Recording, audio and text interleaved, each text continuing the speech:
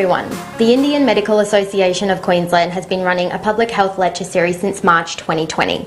Our members, who are doctors of Indian origin and practice in this wonderful state of Queensland, they volunteered their valuable time and expertise in this endeavour. The advice given by any doctor is of general nature and meant for information and education only. Please note, this is no substitute for your own healthcare professional, and everyone is advised to consult with their own treating physician for ongoing health issues. I will now ask the Secretary-General of IMA Queensland, Dr Cyril Fernandez, to introduce to you our guest speaker of this month. Hello listeners, welcome to another episode of Aap Ki Sehath program. Today we have the pleasure of talking and listening to Dr Anu Kaur, a well-experienced and leading obstetrician and gynecologist in Brisbane, with her office at the Aurora Women's Health across Mater Hospital. And Anu Kaur is going to talk on women's health on this program, Aap Ki Sehath, meaning your health, of Indian Medical Association. It's a monthly program in the Brisbane Indian Radio, Brisbane India Times, Facebook Live and YouTube. Welcome. Welcome Dr. Anu Kaur to Aap Ki Sehath program of the Indian Medical Association of Queensland. Dr. Anu Kaur, let me start with my first question to you. Can you please tell us about your background, educational, professional achievements, etc., for the listening pleasure of our viewers, please? Thank you. Sure. Thank you so much, Dr. Fernandez, for asking me to do this. So my name is Anu Kaur. My full name is Anupinder Kaur. I am from India. I am from Punjab. I can speak English, Hindi, Punjabi, and I can understand Urdu too. I've been in Australia for just over 20 years. I specialize in obstetrics and gynecology, which I've done my post-graduation from Australia.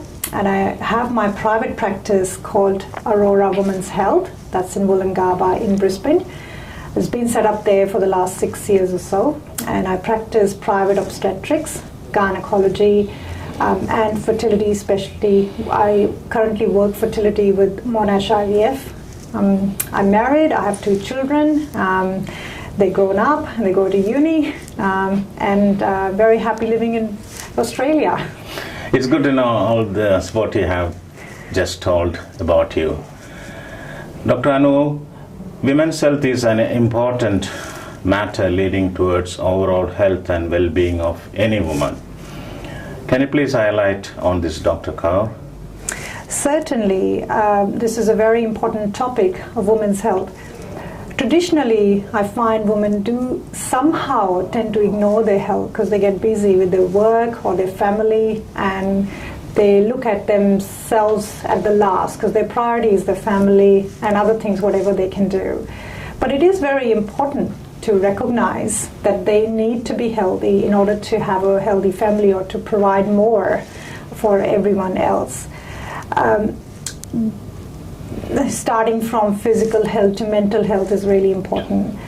There are some stigmas that need to be broken, especially with the Indian society or minorities. Yeah, especially the Indian women are reluctant about women's health, the pap smears, the cervical screening, sexual health, all those things. How do you deal about these things when there is a stigma or a resistance from people from the Indian subcontinent background? Yes, I think first of all the most important thing is educating that these are important things, and they are very easy to do. They're non-painful things that they can come and get assessed through the GP or the specialist. And I think one of the other things is some people don't have Medicare, and that is why they're reluctant for these things. But certainly if you talk about to the doctors, there can be some discounts available, or talking to their private health fund that I guess sponsoring them can actually help them with all So of that this. helps with people who are visitors, families, students who do not yet have Medicare card. Is that right? Certainly. That's good to know. Yeah, certainly. Most of the things that the Medicare gives them back, usually the private health fund can also give them same amount back.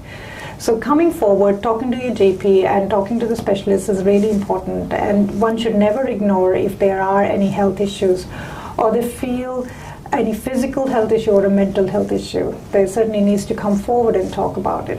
Good to know that. And the fact that you are well versed with different languages makes it easier for people of Indian subcontinent to come and talk to you on this women's health issues.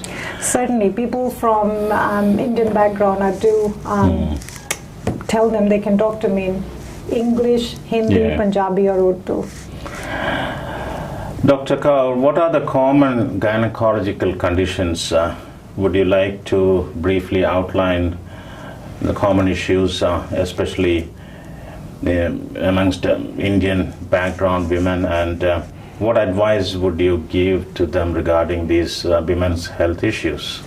Yes, it's interesting. The commonest issues I do find in my practice are of people coming either with irregular periods, and they could have polycystic ovarian syndrome, but it could come in a huge spectrum. Either they could have irregular periods, or acne or excessive hair growth, or people gain weight and they have difficulty falling pregnant. So it could range either from a pre-pregnancy stage where they are struggling with periods or acne or excessive hair growth, or around the time when they want to conceive and it's difficult to conceive. So coming forward, talking about if you have any issues, there are very simple things that can be done about it.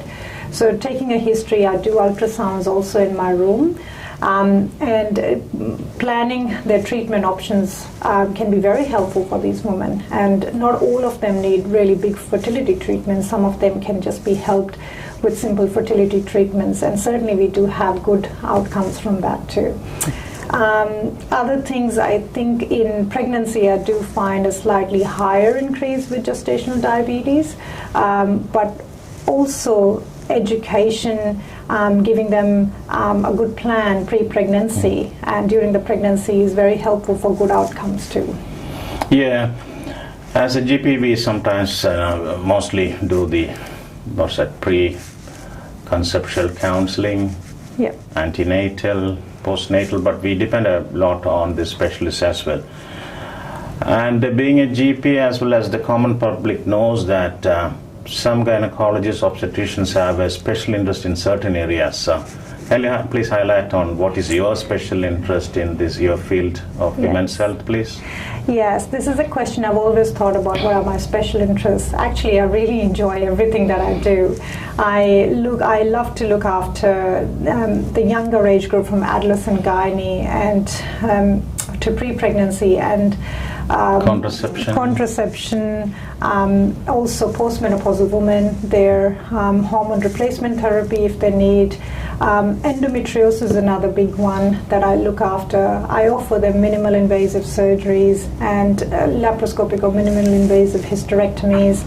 I also enjoy obstetrics a lot. Handling someone their baby on that day of the delivery is such a great joy. Third thing is the fertility. If I can help a couple, get to the goal of having a child and then delivering, that is such a great honor. So that all makes me feel very happy. So I can't pick and choose what I really like. I think I love everything what I do.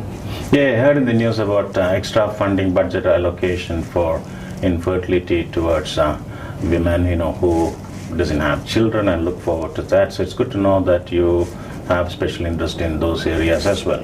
Yes. Dr. Anu, let me ask you, what are your hobbies and other activities of interest apart from being an obstetrician and gynecologist, please? Yes, I think with my busy lifestyle from work, I really would like to take break, especially when the time I have off. I like to I spend time with my family. That is my number one priority. And then going on hikes, there are so many beautiful hikes around that I would love to go. But every day I do put some time for my exercise, which is again a hobby of mine. So I like all of these things, Thanks. That's good to know. Finally, what health message do you like to give to our listeners? Maintaining good healthy lifestyle strategies. You mentioned few, but something more for the listeners, what they should be doing, healthy eating, and whatever is in your mind. We are happy to listen to you, please. Yes. first of all, it is okay if you feel that you can be socially isolated. You just need to ask for help. That is the most important thing. One of the things is having a focus, or what I want to do. I think getting up every day and feeling positive about it is very important. Putting some time for exercise, having 3 meals a day that are, balanced diet, spending time with your friends, loved ones, and getting good medical checkup. And certainly there are lots of educational things available, like on websites from every state's health, like Queensland Health, Victoria Health, New South Wales Health. They're very important to look on them, and please ask for help if you need anything, either physical issue or a mental issue. Please go see your GP, come and see a specialist. We are here to help you. Thank you. That's a lot of information for our listeners on this Aap Ki Sehath program, Your Health. Thank you, Dr. Anu Kaur, for your precious time and giving your opinion and insight from your vast experience. Thank you very much on behalf of the Indian Medical Association of Queensland. Thank you very much. I'm very honored. Thank you. So, ladies and gentlemen, that has been another segment of Aap Ki Sehath, and today the special guest was Dr. Anu Kaur. IQ presentation exclusive to Australian Indian Radio, and we'd like to place on record our special thanks to the Dr. Cyril Fernandez for putting this together. So until next month, it's goodbye from us from this segment.